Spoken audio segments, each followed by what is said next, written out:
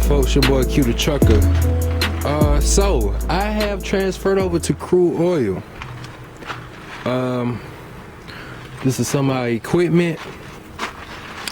This is your shaker box, I call it. This is what I call it.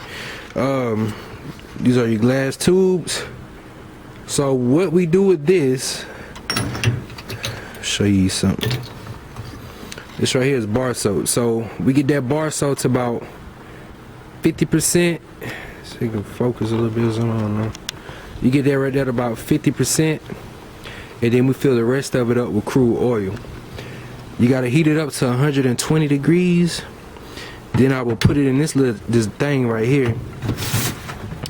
It's heated too, and I will spin it for 5 minutes. And what that does is when you do 50 to 100, 50 and then another 50 of crude oil, it shakes the oil, and if any water is in there, you know that water gonna push the oil to the top, because oil and water don't mix. And oil is light. Water is lighter than oil.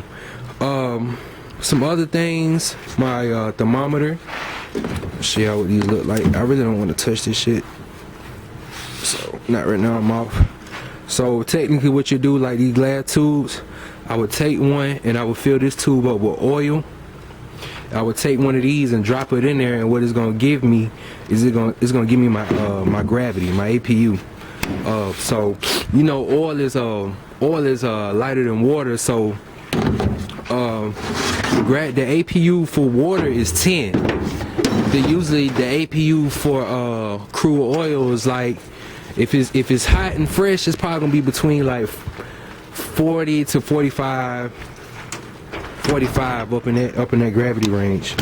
Anyway, we'll hook up our loading hose right there, open everything up, we'll flip this switch on right here, then it'll tell, it's not gonna come on because the truck is off, it'll tell you how many barrels in there. Legal limit, your legal limit is like 130 plus your gravity. So if my gravity is 43, I say 43 plus 130, so I can get 173 barrels. You take it to a plant and you unload it in this. You turn on your pump when you're loading it, and then when you get to the plant, you use their pump. Their pump is something like this, and they unload it like that. I'm not gonna tell you who I drive for, because I'm not finna give anybody free promotion. So when you go to a well site, because this is one, but it's not being used anymore. You go to a well site, your tanks will look something like that. You walk up those steps over there. It's this one right here. You walk up those steps. You take that glass tube that I showed you, and you would drop it in the tube, in the tank.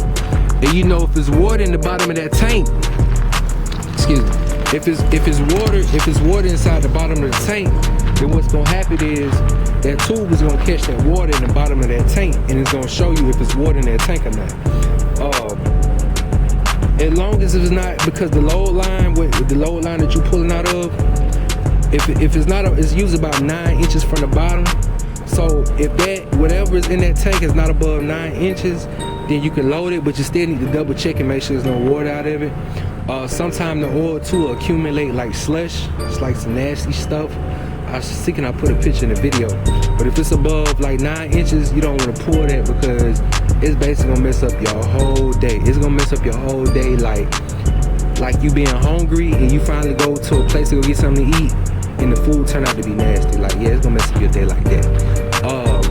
But other than that, that's it right over there. That's a pipeline. I don't know if y'all ever heard of the Capline pipeline, but it's so crazy.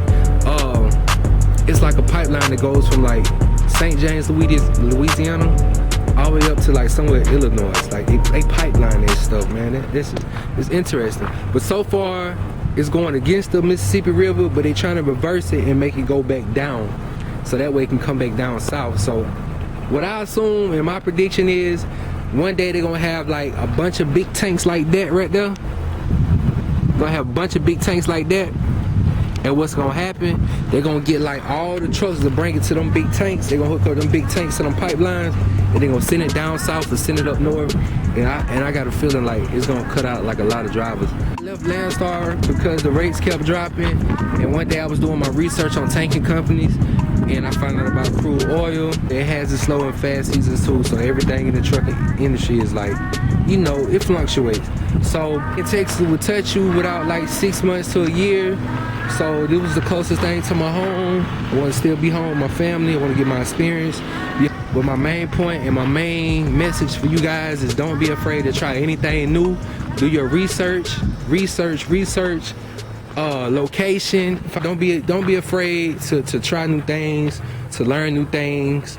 Get your feet wet, get all your endorsements, get your TWIC card, and just take a leap on faith. Don't limit yourself, because at the end of the day, ain't nothing promised to you but death at the end. So try everything and experience as much as you can in life, and enjoy that sucker. It's Q the Trucker. Wish y'all the best. And that's it. I'm out. Oh my gosh, back at it again. Hey, all my greasy niggas, stacking again. Hey, big up all that on me, pack